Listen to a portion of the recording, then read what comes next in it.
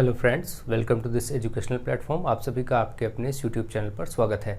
आज की इस वीडियो लेक्चर में हम लोग डीएलएड फोर्थ सेमेस्टर के स्टूडेंट्स के लिए साइंस का कोर्स आगे बढ़ाएंगे और उसमें अब ये 10 प्रश्न आपके सामने लिखे हैं, इनका अभ्यास करेंगे, इनको अच्छे से डिटेल में सीखेंगे। आप लोगों को साइंस और मैथ्स की रेगुलर क्लासेस मिल रही हैं। आप लोग वीडियोस को ज़्यादा से ज़्यादा शेयर करते रहिए, ज़्यादा से ज़्यादा फ्रेंड्स तक पहुंचाते रहिए, कंटिन्यूअस अपना सहयोग बनाए रखिए। आपको समय समय पर हर प्रकार की महत्वपूर्ण क्लासेस यहाँ पर उपलब्ध होती रहती हैं। आप सभी के लिए एक विशेष सूचना है जो आप लोग ध्यान रखें कि एक चैनल जिसकी चर्चा मैंने की थी कि एकेडमिक्स के लिए आप लोगों के लिए एक चैनल बनाया जाए जिसमें आपके जो छोटे भाई बहन हैं उनके लिए भी क्लासेस अवेलेबल हो सके, जो 9th में 10th में 11th या 12th क्लास में पढ़ रहे हैं उनको आपके घर पर अच्छी शिक्षा मिल सके। जो हम लोग यहाँ पर शहरों में बड़े बड़े कोचिंग सेंटर्स में बच्चों को पढ़ाते हैं, शिक्षा अवेलेबल कराते हैं, वो आपको आपके घर पर मिल सके। इसके लिए आप अपने सभी फ्रेंड्स को, सभी रिलेटिव्स को, अपने भाई बहनों को उस चैनल से जोड़ें, क्योंकि वहाँ पर क्लासेस मैंने स्टार्ट कर दी और वो क्लासेस आपके लिए भी बहुत हेल्पफुल हैं। इसलिए हेल्पफुल है क्योंकि आप में भी हाई स्कूल स्तर तक की सभी चीज़ें पूछी जाती हैं, ठीक है, चाहे वो साइंस हो या मैथ्स हो, तो आपके लिए भी बहुत इंपॉर्टेंट है। जो लोग डिटेल में क्लासेस सीखना चाहते हैं, यानी किसी कॉन्सेप्ट को अच्छे से समझना चाहते हैं, उन क्लासेस को देखेंगे। इसीलिए मैं पहले वहाँ पर ट्रिग्नोमेट्री पढ़ा रहा हूँ, त्रिकोणमिति मैथमेटिक्स में पढ़ा रहा हूँ। सीबीएसई इंग्लिश मीडियम के हिसाब से अभी ट्रिग्नोमेट्री पढ़ाई जा रही है। अभी कुछ समय में आपको हिंदी मीडियम यूपी बोर्ड के हिसाब से भी क्लासेस मिलेंगी, तो हिंदी मीडियम इंग्लिश मीडियम दोनों तरह की क्लासेस उस चैनल पर अवेलेबल होंगी। उस चैनल को आप लोग ज़रूर सब्सक्राइब करें, सभी लोग सब्सक्राइब करें और सभी अपने फ्रेंड्स को, अपने भाई बहनों को जोड़ें, ठीक है, ताकि वो भी उस पर पढ़ सकें और अपनी तैयारी कर सकें। बहुत ही डिटेल में क्लासेस वहाँ पर कराई जाएंगी, एक एक चीज़ बहुत ही शानदार तरीके से आपको पढ़ाई जाएगी। तो चैनल का नाम आशीष सर स्टडी जोन ही रखा गया है, ठीक है, उस चैनल का नाम भी रखा गया है आशीष सर स्टडी जोन। ठीक, आप लोग यूट्यूब पर सर्च करेंगे आशीष सर स्टडी जोन, बस इसके आगे आप क्या करेंगे, केवल एक वर्ड और एकेडमिक्स लगा देंगे, एकेडमिक्स, ठीक है, ये इसको बढ़ा देंगे बस, ठीक है। यानी आपको क्या सर्च करना है, यूट्यूब पर सर्च करना है आशीष सर स्टडी जोन एकेडमिक्स, तो आपको मेरा एक और चैनल ये एकेडमिक्स का मिल जाएगा। उस पर स्पेशली एकेडमिक्स की क्लासेस कराई जाएंगी जो कि क्लास 6 टू लेके टू 12th होगा, ठीक है। उसमें स्पेशली मैथ्स है, फिजिक्स है, ठीक है, केमिस्ट्री है और इंग्लिश है। ये सब क्लासेस आपको टाइम टू टाइम मिलेंगी, यानी कि आपकी उस पर भी बहुत अच्छी तैयारी होगी। आने वाले समय के लिए भी आपके लिए बहुत हेल्पफुल होगा और हर तरह की क्लासेस, क्योंकि आगे जब फ्यूचर में आपको 6th 7th 8th क्लास की भी मैथमेटिक्स और सारे सब्जेक्ट पढ़ाए जाएंगे, तो आपको आगे टीचिंग करना है, टीचिंग के लिए भी हेल्पफुल होगा और आपके घर में जो छोटे बच्चे हैं उनकी पढ़ाई के लिए भी बहुत अच्छा होगा। आपको फ्री ऑफ कॉस्ट बहुत ही अच्छी क्वालिटी एजुकेशन हम लोग प्रोवाइड करेंगे। तो आप सब लोग अब इसको सर्च करें और इसको ज्वाइन करें, ज़रूर ज्वाइन करें। आशीष सर स्टडी जोन के आगे बस एकेडमिक्स आपको और टाइप करना है तो वो भी चैनल आपको मिल जाएगा। अब चलिए स्टार्ट करते हैं इस वीडियो को और समझते हैं।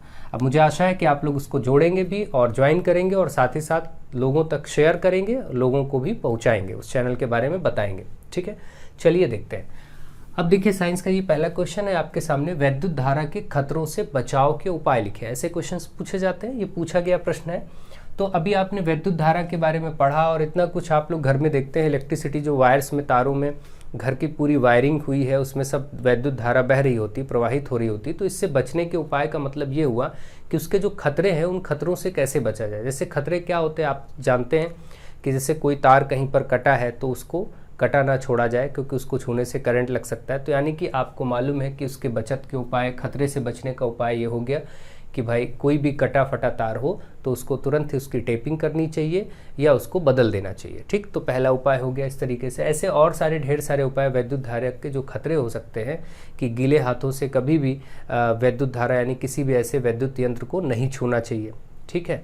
बगैर आप प्लास्टिक या किसी लकड़ी आदि के सहारे नंगे पैर कभी भी कोई भी विद्युत यंत्र ना छुएं, ठीक है। या चप्पल पहने हो, सूखे पैर होने चाहिए, चप्पल पहने हो, इस तरीके के बहुत सारे ऐसे उपाय हैं, जैसे जो बल्ब्स हैं उनकी जगह एलईडी बल्ब्स आजकल प्रयोग किए जाने चाहिए। ठीक है, आप सब बहुत अच्छे जानते हैं, आपको मालूम है कि कभी आप कहीं किसी बड़ी बिल्डिंग में जाते हैं, मॉल वगैरह में जाते हैं, तो वहाँ पर लिखा देखते हैं हॉस्पिटल्स वगैरह में कि अगर कभी आग लग जाए शॉर्ट सर्किट की वजह से, यानी विद्युत के खतरे के कारण, धारा के कारण अगर वहाँ पर कोई आग लग जाती है तो आप लिफ्ट का प्रयोग ना करें और सीढ़ियों से उतरें।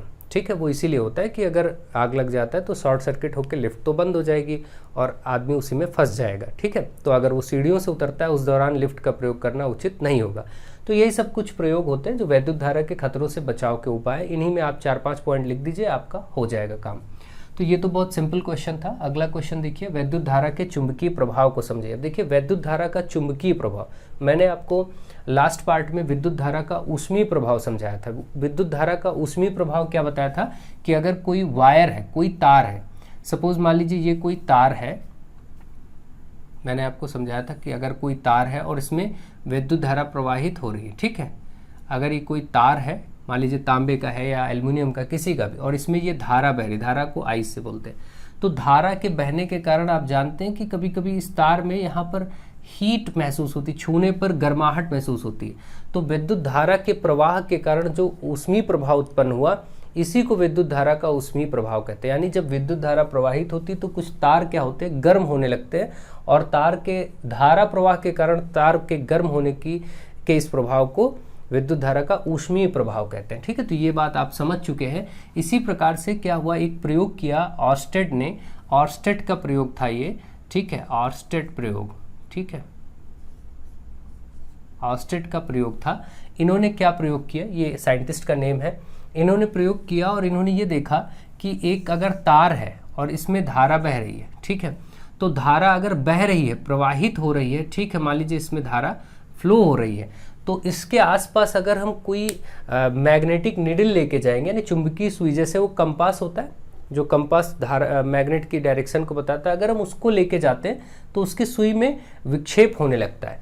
यानी कि अगर ऐसे कोई मैग्नेटिक कंपास है और इसमें आप जानते हैं कि ऐसे इस तरीके से एक सुई बनी होती, ठीक, इसको अगर मैं लेकर के यहाँ जाऊँगा तार के पास, तो इसमें अगर इस तार में धारा बह रही तो इसमें कुछ विक्षेप होगा। विक्षेप होने का मतलब ये कुछ ऐसा हो जाएगा, जैसे सीधे था, हो सकता है ऐसा हो जाए, या हो सकता है ये ऐसा हो जाए, तो इस तरीके से हो सकता है।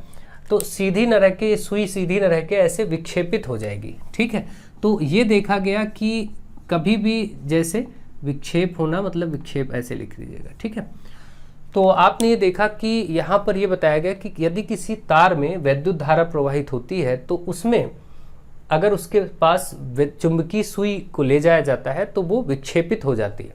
चुंबकीय सुई के इस प्रकार विक्षेपित होने की घटना को ही विद्युत धारा का चुंबकीय प्रभाव कहा जाता है। ठीक है, ये प्रयोग किसका था, ऑर्स्टेड का था, हेनरी ऑर्स्टेड का प्रयोग था और उन्होंने ये बताया था। तो आप इसको सिंपल वर्ड्स में ऐसे ही लिख सकते हैं कि यदि किसी तार में धारा प्रवाहित हो रही है, उसके पास चुंबकीय सुई को ले जाया जाएगा तो वह विक्षेपित हो जाती है। चुंबकीय सुई के इस प्रकार विक्षेपित होने की घटना को ही विद्युत धारा का चुंबकीय प्रभाव कहा जाता है। ठीक है, तो आई थिंक आप इस बात को समझ गए होंगे, सिंपल वर्ड्स में आप लिख लेंगे। नेक्स्ट क्वेश्चन नंबर 3, विद्युत क्षेत्र को परिभाषित कीजिए। अब आपको विद्युत क्षेत्र की परिभाषा बतानी। तो मैंने आपको समझाया था कि आवेश जो होते हैं, जैसे धनात्मक है या ऋणात्मक है, ये आवेश क्या करते हैं, आवेश जब एक दूसरे के समीप लाए जाते हैं, तो मैंने आपको बताया था कि एक दूसरे के समीप लाए जाएं तो अगर विपरीत प्रकार के आवेश है तो ये एक दूसरे को क्या कर लेते हैं, आकर्षित कर लेते हैं। जैसे ये दोनों एक दूसरे के पास लाए जाएंगे, पॉजिटिव नेगेटिव, तो क्या कर लेंगे, आकर्षित कर लेंगे। इसी प्रकार से विपरीत का मतलब अगर पहला माइनस है दूसरा प्लस है तो ये भी क्या करेंगे, ये भी आकर्षित करेंगे। लेकिन यहीं पर एक प्लस है और दूसरा भी प्लस है तो ये क्या करेंगे, एक दूसरे को प्रतिकर्षित कर देंगे, दूर फेंक देंगे। मैंने ये सब चीज़ें आपको बताई। अगर ऐसे एक नेगेटिव है और दूसरा भी नेगेटिव है, दोनों समान प्रकार के आवेश है तो प्रतिकर्षित करते। तो आप देख रहे हैं कि जहाँ पर आवेश समान है तो यहाँ पर हो रहा है प्रतिकर्षण। क्या हो रहा है, प्रतिकर्षण। और जहाँ पर आवेश विपरीत है यानी कि असमान आवेश है, आप ऐसे कह लें कि जो आवेश है वो असमान है या कह लें कि विपरीत आवेश है, तो ये क्या करते हैं, ये आकर्षित करते हैं या आकर्षण। यहाँ पर जो फोर्स लगता है, बल लगता है, वो आकर्षण होता है। यानी कि इसका मतलब कि इन आवेशों के बीच कोई फोर्स यानी कोई बल कार्य कर रहा है। कोई क्षेत्र जरूर है जो इनको एक दूसरे की तरफ खींच रहा है या एक दूसरे से दूर भेज रहा है। तो कहीं इसी क्षेत्र, जो आवेश के चारों ओर का क्षेत्र है जो आपस में आकर्षित करता है या प्रतिकर्षित करता है, इसी क्षेत्र को विद्युत क्षेत्र कहते हैं। यानी कि अब आपको सिंपल वर्ड्स में ये समझ के लिखना है, आपको ये सब नहीं लिखना था, समझाने के लिए मैंने किया। आपको ये समझ में आया कि जरूर कि कोई ना कोई क्षेत्र होता है आवेश के चारों तरफ। जैसे अभी आप चुंबक पढ़ेंगे और आपने चुंबक काफ़ी खेला है, तो आप देखते हैं जब चुंबक को एक दूसरे के पास लाते हैं तो कुछ दूरी तक आने में वो कोई उनमें प्रभाव नहीं होता, लेकिन जैसे वो नज़दीक आते हैं वो तुरंत चिपका लेते हैं। इसका मतलब इन चुंबक के आसपास कहीं तक, मान लीजिए यहीं तक एक क्षेत्र था, तो यहाँ जैसे इस क्षेत्र में आएंगे तुरंत ये खींचेगा, लेकिन दूर होंगे, मान लीजिए इतनी दूरी पर है तो अभी कुछ नहीं हो रहा, लेकिन जैसे जैसे नज़दीक आएंगे तो एक जगह ऐसी होगी कि फट से तुरंत खींचेगा। इसका मतलब कि किसी चुंबक के चारों ओर भी कोई क्षेत्र है जो उसको अपनी तरफ आकर्षित या प्रतिकर्षित करता है। तो ये अभी आगे हम इसको भी सीखेंगे।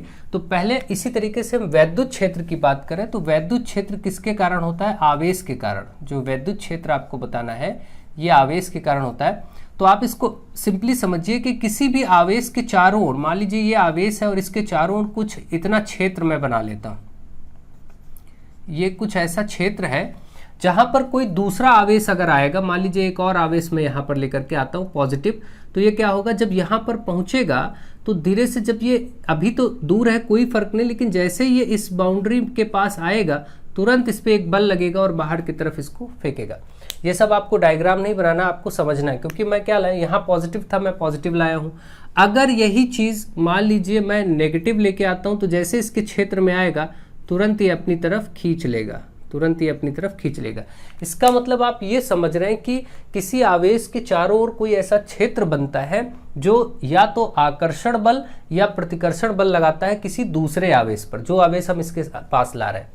तो सिंपल भाषा में आप ये लिख सकते हैं कि किसी आवेश, आप ये लिख सकते हैं किसी आवेश के चारों ओर का वह क्षेत्र, किसी आवेश के चारों ओर का वह क्षेत्र, चारों ओर का वह क्षेत्र जिसमें, वह क्षेत्र जिसमें कोई अन्य आवेश या कोई दूसरा आवेश, कोई दूसरा आवेश क्या करता है, आवेश आकर्षण अथवा प्रतिकर्षण बल का अनुभव करेगा, आकर्षण अथवा प्रतिकर्षण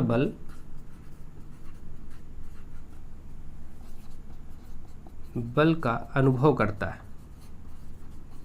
अनुभव करता है। तो ऐसा क्षेत्र क्या कहलाता है, वैद्युत क्षेत्र कहलाता है, वैद्युत क्षेत्र कहलाता है।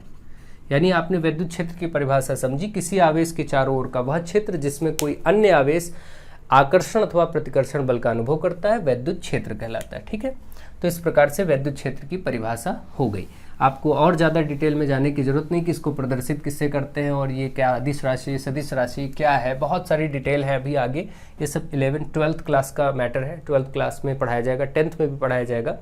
ठीक है, तो वो एकेडमिक चैनल पर मैं सारी क्लासेस कराऊंगा, उसमें आप लोग ये सब सीखने को पाएंगे इससे आगे डिटेल में।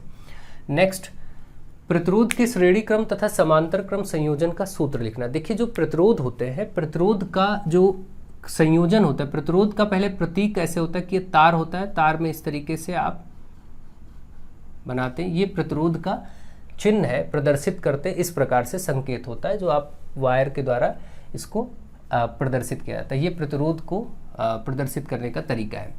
अब ऐसे प्रतिरोध अगर श्रेणी और समांतर क्रम का मतलब यह है कि अगर ऐसे इस प्रकार से प्रतिरोध हो, मान लीजिए एक वायर है और यहाँ पर एक प्रतिरोध लगा, फिर थोड़ी दूर पे फिर एक प्रतिरोध लगा, फिर यहाँ पर एक प्रतिरोध ऐसे बनाया, तो अब ये क्या है, देखिए इसमें अगर करंट फ्लो होगी तो ये रुकावट जैसा कुछ स्ट्रक्चर बनाया गया कि रुकावट, मैंने आपको बताया था वैद्युत प्रतिरोध की परिभाषा क्या है कि धारा के प्रवाह में रुकावट को ही वैद्युत प्रतिरोध कहते हैं। तो अगर एक तार में सीधे सीधे, एक तार में सीधे सीधे सिरे से सिरे में मिलाते हुए प्रतिरोध संयोजित किए जाएं, जोड़े जाएं, तो इसको श्रेणी क्रम कहते हैं।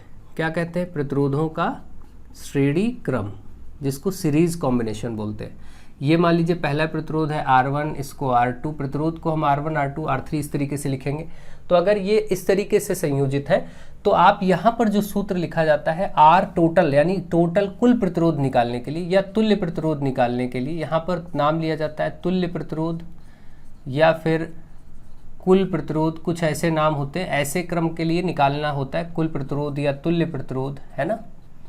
इस प्रकार से अगर कुछ निकालना हो तो वो जो आर टोटल होता है वो क्या होता है, आर टोटल वो होता है R1 plus R2 plus R3, और भी अगर होते तो plus R4 plus R5 and so on, इस तरीके से बहुत सारे सब इसी में लिख दिए जाते, सीधे सीधे जोड़ दिए जाते।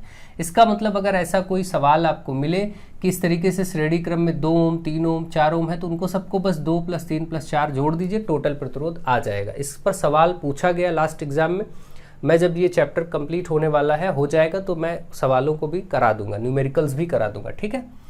ये तो हो गया श्रेणी क्रम में तुल्य प्रतिरोध, ये ऐसे लिखते हैं। कभी कभी इसी को आर टोटल टी न लिख करके आर यहाँ पर इक्विवेलेंट लिख दिया जाता है, ऐसे, है ना। तुल्य प्रतिरोध का सिंबल होता है ई क्यू, तुल्य का मतलब होता है इक्विवेलेंट, इसलिए ई क्यू ले लिया जाता है। या कभी कभी R E double F effective भी लिख दिया जाता है। ये जो टोटल है इसी को आर ई क्यू या R E double F R effective भी कहा जा सकता है, ठीक है। बहुत सारे तरीके हैं। तो कुल मिलाकर तुल्य प्रतिरोध श्रेणी क्रम में सूत्र हो गया। आप आर भी लिख देंगे तो चलेगा, आर बराबर R1 plus R2 plus R3, जितने भी हों इस तरीके से। तो ये आपको समझ में आ गया श्रेणी क्रम। अब देखिए एक है क्रम समांतर क्रम, इसका भी सूत्र आपको लिखना था। बाकी मैं इसकी प्रूविंग और डिटेल अभी 10th में आगे पढ़ाऊंगा एकेडमिक्स चैनल पर, तो वहाँ भी आप देख सकते हैं अगर आपको ज़रूरत है। वहाँ तो न्यूमेरिकल भी डिफरेंट काइंड के सवाल भी कराए जाएंगे, तो आपकी प्रैक्टिस वहाँ भी होगी। समांतर क्रम संयोजन क्या है? देखिए समांतर क्रम ऐसा संयोजन होता है जैसे अब ये एक ही वायर में थे, अब यहाँ पर क्या होगा, अलग अलग वायर में प्रतिरोध लगेंगे। जैसे देखिए ये प्रतिरोध हम 3 प्रतिरोध अलग 3 तारों में लगा रहे हैं। वहाँ सिरे से सिरे जुड़े थे, यहाँ पर सिरे से सिरे नहीं जुड़े हैं, बल्कि इस प्लेस से देखिए यहाँ पर ऊपर का एक अलग वायर हिस्सा है, नीचे का एक अलग तार हिस्सा है और बीच वाला अलग है। इस तरीके का जो संयोजन है ये समांतर क्रम संयोजन है। इसे R1 बोल दें, इसको R2 बोल दें, तो इसको R3 बोलेंगे, ठीक है। तो आप इस प्रकार का संयोजन आपका समांतर क्रम संयोजन होगा। आपको परिभाषा नहीं लिखनी थी, आपको सिर्फ सूत्र लिखना था। यहाँ पर 1/R होता है, 1/R बराबर 1/R1 plus 1/R2 plus 1/R3। इसी तरीके से जितने हो सबको ऐसे ही जोड़ते चले जाएंगे। यहाँ पर ये होता है, ये आपका आर टोटल होता है। अगर टी लिखना चाहें लिखें, ना लिखना चाहें ना लिखें। तो समांतर क्रम संयोजन प्रतिरोधों का ये सूत्र होता है, श्रेणी क्रम में सीधे जोड़ दिया जाता है। ये बात आपको समझ में आ गई होगी, ठीक है। तो इस तरीके से अब इनके इन्हीं सूत्रों की मदद से सवाल भी लगाए जाएंगे, लेकिन अभी हम सवाल पर चर्चा नहीं करेंगे। अभी हम सिर्फ इसके थ्योरी पार्ट पर चर्चा कर रहे हैं, और वो भी बहुत ही शॉर्ट में। अच्छे से डिटेल में चर्चा के लिए एकेडमिक्स क्लासेस देखनी होंगी, और वहाँ पर आप में ज़्यादा पूछा नहीं जाता डिटेल में, इसलिए मैं जितना पूछा जा रहा है उससे एक्स्ट्रा ही बता रहा हूँ, ठीक है। नेक्स्ट, प्राकृतिक चुंबक का रासायनिक सूत्र लिखिए। देखिए जो नेचुरल मैग्नेट है, प्रकृति में जो चुंबक पाया जाता है, जैसे आप सभी जानते हैं कि अर्थ यानी हमारे अर्थ में बहुत विशाल मैग्नेट है, तभी आप कोई भी मैग्नेट चुंबक को अगर धागे से बांध के घुमा के छोड़ दें तो अंत में वो उत्तरी दक्षिणी दिशा में ही रुकता है, क्योंकि चुंबक को आप जानते हैं कि चुंबक के 2 ध्रुव होते हैं, उत्तरी और दक्षिणी। ये सब अभी हम डिटेल में पढ़ेंगे। खैर, प्राकृतिक चुंबक का रासायनिक सूत्र, इसका मतलब प्रकृति में जो चुंबक पाया जाता है उसका रासायनिक सूत्र क्या होता है? उसका रासायनिक सूत्र होता है Fe2O3। क्या होता है? Fe2O3, ये सूत्र होता है रासायनिक। ये एक तरह से लोहे का अयस्क है। ये क्या है? लोहे का अयस्क है, लोहे का अयस्क है। और अयस्क भी हम लोग केमिस्ट्री में पढ़ेंगे क्या होते हैं। लोहे का ये अयस्क है, इसका एक नाम मैग्नेटाइट भी है, मैग्नेटाइट इसका नाम है, ठीक। इस अयस्क का नाम मैग्नेटाइट भी है, ठीक है, जिसको प्राकृतिक चुंबक कहा जाता है। और इसका रासायनिक सूत्र Fe2O3 होता है, ठीक है। यानी ये आयरन ऑक्साइड है, क्योंकि ऑक्सीजन है इसलिए आयरन यानी लोहे का ऑक्साइड भी है। इस लोहे का एक अयस्क है जिसका नाम, एक और नाम मैग्नेटाइट है। यही प्राकृतिक चुंबक के रूप में जाना जाता है, ठीक है। तो ये आप समझ गए होंगे Fe2O3, ठीक। ये आंसर आप कर दीजिएगा। नेक्स्ट क्वेश्चन है, चुंबक क्या है? चुंबक एक ऐसा पदार्थ है जो अपनी तरफ लोहा, निकिल, कोबाल्ट आदि जैसे पदार्थों को आकर्षित करता है। आप सभी जानते हैं कि चुंबक अगर कोई है, सपोज ये कोई मैग्नेट है, तो ये मैग्नेट क्या करेगा, अपनी तरफ, इसमें अगर मान लीजिए यहाँ पर ऐसे छोटे छोटे टुकड़े लोहे के या किसी चीज़ के टुकड़े रख दिए जाएं, तो इसको तुरंत ही ये अपनी तरफ क्या कर लेगा, आकर्षित कर लेगा, और यहाँ इसके चारों तरफ ये चिपक जाएंगे। ठीक है, तो इस तरीके से आप जानते हैं कि ये मैग्नेट हमेशा चुंबक लोहा, निकिल, कोबाल्ट आदि पदार्थों को अपनी तरफ आकर्षित करता है। किन किन पदार्थों को? लोहा, आप जनरली लोहा ही लिख देंगे तो पर्याप्त है। लोहा हुआ, ऐसे एक पदार्थ होता है जो लोहे का ही गुण रखता है, निकिल हुआ, ऐसे एक कोबाल्ट हुआ, तो ये सब के टुकड़ों को अपनी तरफ वो आकर्षित करता है। तो चुंबक ऐसा पदार्थ है। ठीक है, ये बात आपको समझ में आ गया। चुंबक, अब परिभाषा लिखते समय अगर केवल ये आता है कि चुंबक क्या है, तो चुंबक एक ऐसा पदार्थ है जो लोहा आदि पदार्थों को अपनी तरफ आकर्षित करता है। फिर इसका रासायनिक सूत्र भी बता दीजिएगा, Fe2O3, मतलब थोड़ा सा बढ़ के लिखिए, अच्छा लिखिए 2-3 लाइन में, तो आपको समझ में आएगा। ठीक है, तो ये लिख दीजिए। और चुंबक के 2 ध्रुव होते हैं। चुंबक के 2 ध्रुव होते हैं, उत्तरी और दक्षिणी। देखिए, अब चुंबक के बारे में थोड़ा सा डिटेल समझ लीजिए। चुंबक, जैसे ये मैग्नेट का टुकड़ा है, तो इसमें हमेशा 2 ध्रुव होंगे।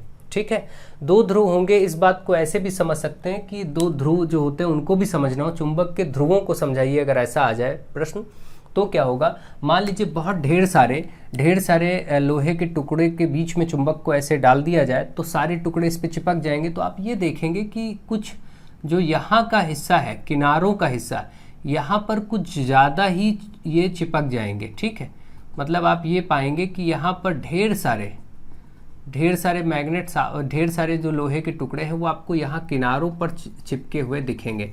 सबसे ज़्यादा किनारों पर चिपक जाएंगे। तो ये जो किनारों पर सबसे ज़्यादा लोहे आदि के टुकड़े चिपक गए हैं, यही चुंबक के 2 ध्रुवों को प्रदर्शित करते हैं। इसमें एक ध्रुव उत्तरी है और एक दक्षिणी होगा। ठीक है, तो आप इस प्रकार से समझिए, यानी कि किसी भी चुंबक के 2 ध्रुव होते हैं। किसी भी चुंबक के कितने ध्रुव होते हैं? 2। एक उत्तरी, जिसको नॉर्थ, और साउथ, क्योंकि आप जानते हैं उत्तर को नॉर्थ कहते हैं और ये साउथ कहते हैं। तो ये उत्तरी ध्रुव हो गया। ठीक है, और ये वाला दक्षिणी ध्रुव हो गया। तो उत्तरी और दक्षिणी ध्रुव हमेशा किसी भी चुंबक के 2 ध्रुव होंगे। आप ये भी समझिए, अगर किसी चुंबक को 2 हिस्सों में तोड़ दिया जाए, जैसे ये उत्तरी और ये दक्षिणी ध्रुव, और बीच से इसको मैं तोड़ दूं, तोड़ करके इसके 2 टुकड़े हो गए, तो ऐसा नहीं है कि आप ये सोचें कि इधर नॉर्थ वाला हो गया और इधर साउथ वाला हो गया, बस ऐसा नहीं। अगर चुंबक के 2 टुकड़े किए जाएंगे तो जो टुकड़े होंगे वो भी अपने आप में कंप्लीट चुंबक ही होंगे। तो इसका मतलब नॉर्थ और साउथ ये इधर अपने आप आ जाएगा, इधर साउथ है तो इसमें नॉर्थ अपने आप हो जाएगा। यानी कि चुंबक के कितने भी टुकड़े क्यों ना किए जाए, प्रत्येक टुकड़ा अपने आप में परफेक्ट कंप्लीट चुंबक होगा। ठीक है, पूर्ण चुंबक ही होगा, और उसमें हमेशा हर बार 2 पोल होंगे, चाहे कितने भी। अब मान लीजिए, अब इसके कितने भी टुकड़े कर दें, छोटा छोटा फिर से और छोटा छोटा कर दिया जाए, ये भी जो टुकड़े हैं ये भी परफेक्ट पूर्ण चुंबक कहलाएंगे। यहाँ भी north south, north south, north south and north south. ठीक है, ये सब में उत्तरी दक्षिणी ध्रुव होंगे, कितने भी टुकड़े क्यों न किए जाए। इसका मतलब कि कोई भी एक अकेला ध्रुव जो एग्जिस्ट नहीं करता, यानी उसका कोई अस्तित्व नहीं होता है। कोई अकेला ध्रुव नहीं हो सकता। हमेशा मैग्नेट के कितने भी टुकड़े किए जाएं, दोनों ध्रुव होंगे, उत्तरी और दक्षिणी ध्रुव। तो आपने सारी बातें समझी। चुंबक क्या है? चुंबक ऐसा पदार्थ है जो लोहा, निकिल, कोबाल्ट आदि पदार्थों को अपनी तरफ आकर्षित कर लेता है। लोहे के जिन सिरों पर सर्वाधिक, लोहे के दोनों सिरों पर सर्वाधिक मात्रा में चुंबक के दोनों सिरों पर सर्वाधिक मात्रा में लोहे के टुकड़े चिपक जाते हैं, और ये दोनों सिरे उत्तरी एवं दक्षिणी ध्रुव कहलाते हैं। ठीक है, उत्तरी एवं दक्षिणी ध्रुव कहलाएंगे। तो ये सारी चीज़ें आप समझ सकते हैं, इनको बहुत बेसिक रूप में आप समझ लीजिए। अब देखिए, चुंबक की विशेषताओं पर आगे बढ़ते हैं धीरे धीरे। चुंबकत्व क्या है? तो चुंबकत्व क्या हो गया? क्योंकि चुंबक ने अभी क्या किया, लोहे के कणों को, पदार्थों को अपनी ओर आकर्षित किया, चिपका लिया। इस आकर्षित करने के गुण को ही चुंबकत्व कहेंगे। बस इतना बढ़ा दीजिएगा। तो आप क्या लिखेंगे कि यदि चुंबक, आप सीधे लिखेंगे चुंबक का वह गुण, किसी चुंबक का वह गुण। आप चुंबकत्व तो बताना है, तो इसका मतलब आप चुंबक पहले से जानते हैं, तो आप यही बोलेंगे किसी मैग्नेट यानी चुंबक का वह गुण। ठीक है, इसका आप लिखेंगे का वह गुण, बस ऐसे करके शुरू करेंगे। जिसके कारण चुंबक का वह गुण जिसके कारण लौह पदार्थ, कौन से पदार्थ? लौह पदार्थ उसकी ओर आकर्षित होते हैं, चुंबकत्व कहलाता है। सिंपल सी बात, आकर्षित होते हैं, चुंबकत्व कहलाता है। तो ये सिंपल सी बात आप कह सकते हैं। चुंबकत्व यानी कि मैग्नेटिज्म, चुंबकत्व कहलाता है। तो सिंपल सी बात है, ये भी आप लिख लेंगे। अब देखिए चुंबक के गुणों को लिखिए। चुंबक के गुण क्या होंगे? तो चुंबक के गुण आपको मैंने अभी बता भी दिए हैं, फिर से बता देता हूँ। देखिए किसी भी चुंबक के गुण ये होंगे कि प्रत्येक चुंबक में 2 ध्रुव होते हैं, उत्तरी एवं दक्षिणी ध्रुव। ये चुंबक का गुण हो गया।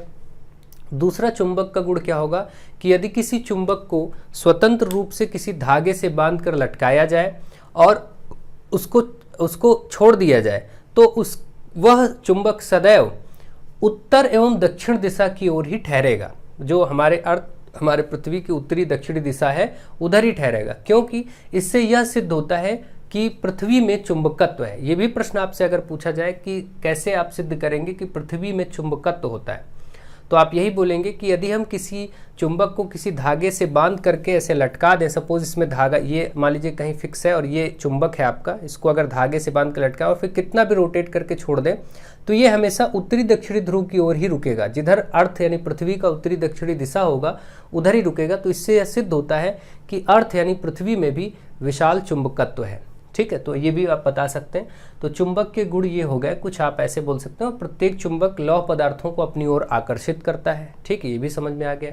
चुंबक के समान ध्रुव, अब यहाँ भी वैसे ही ध्यान रखिए कि चुंबक में जो ध्रुव होते हैं, आपने मैग्नेट खेला होगा, काफ़ी ज़्यादा आपने खेला होगा, तो आप देखिए यहाँ पर आप याद करिए कि अगर आप देखिए, मैं इसको बना लेता हूँ। फिर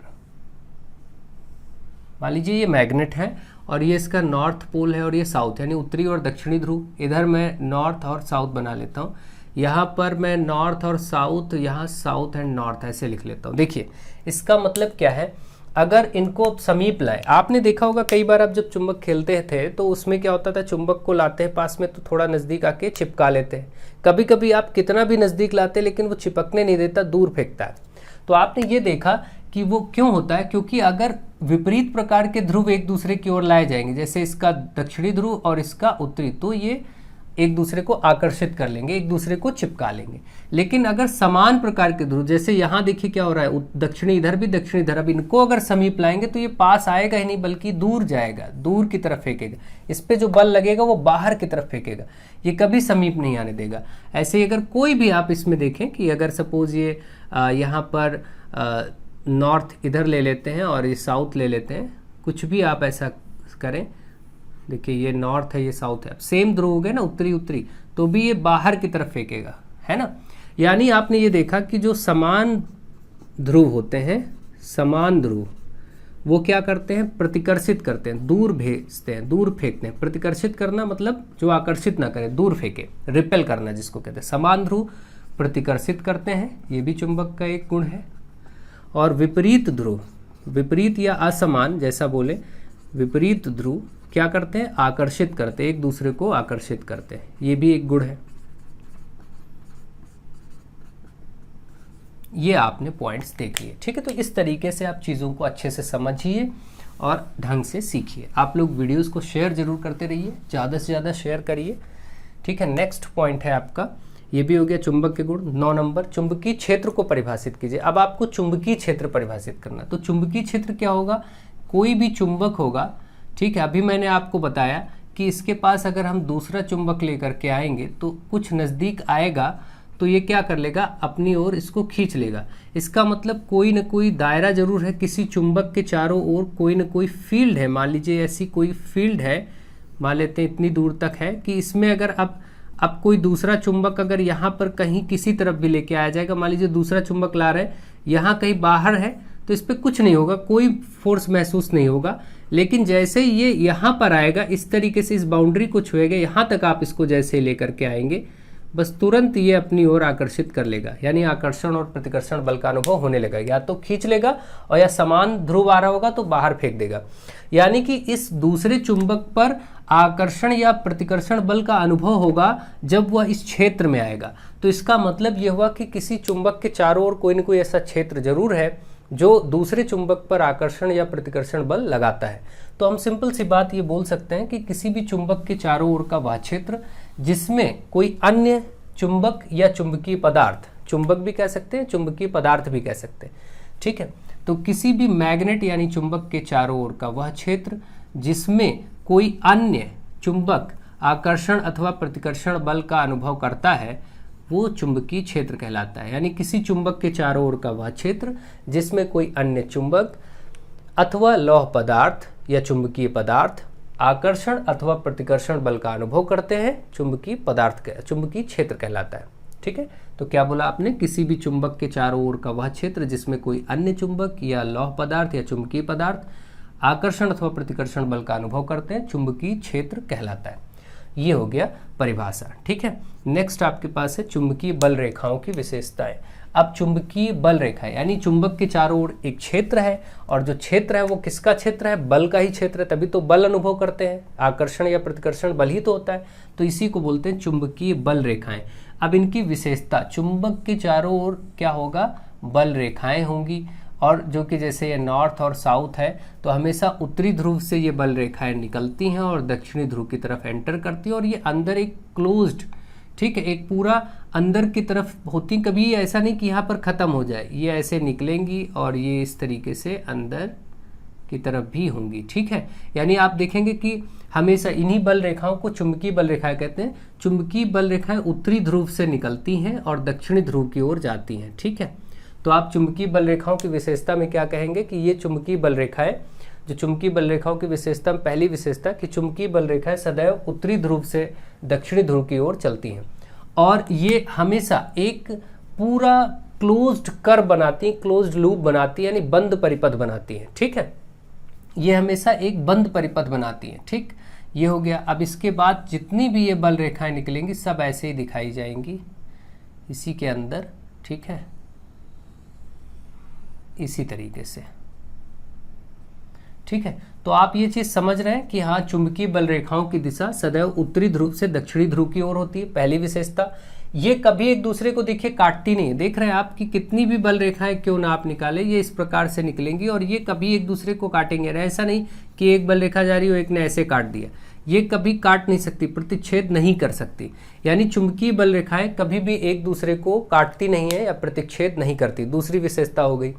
पहली विशेषता, चुंबकीय बल रेखाओं की दिशा उत्तरी ध्रुव से दक्षिणी ध्रुव की ओर होती है, यह एक बंद परिपथ बनाती है। दूसरी विशेषता। तीसरी विशेषता, चुंबकीय बल रेखाएं कभी भी एक दूसरे को प्रतिच्छेद नहीं करती यानी काटती नहीं है। तीन विशेषताएं हो गई और दो तीन विशेषताएं आपके लिए बहुत हैं।